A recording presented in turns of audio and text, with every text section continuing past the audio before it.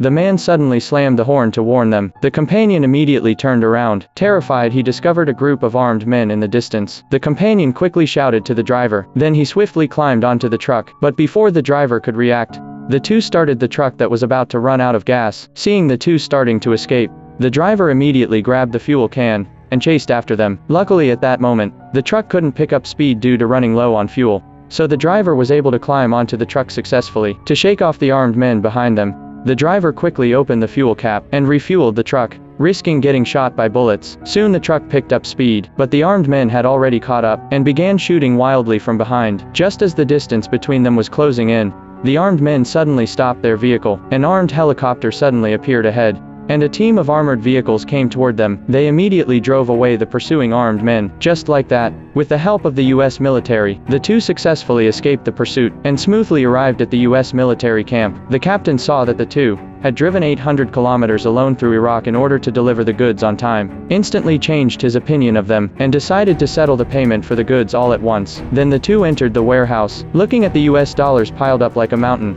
they were immediately frightened and their legs went weak. After receiving the payment, the two were escorted by a military aircraft and successfully returned to the US. This success not only got them into a luxury apartment, and they even started a company, rather than a business. It was more like a gamble. As the two expanded their business, one day they received a shocking piece of news. Because the US military was about to go to war with Afghanistan, they urgently needed to purchase 100 million AK-47 rounds. The total value of this contract was as much as $300 million.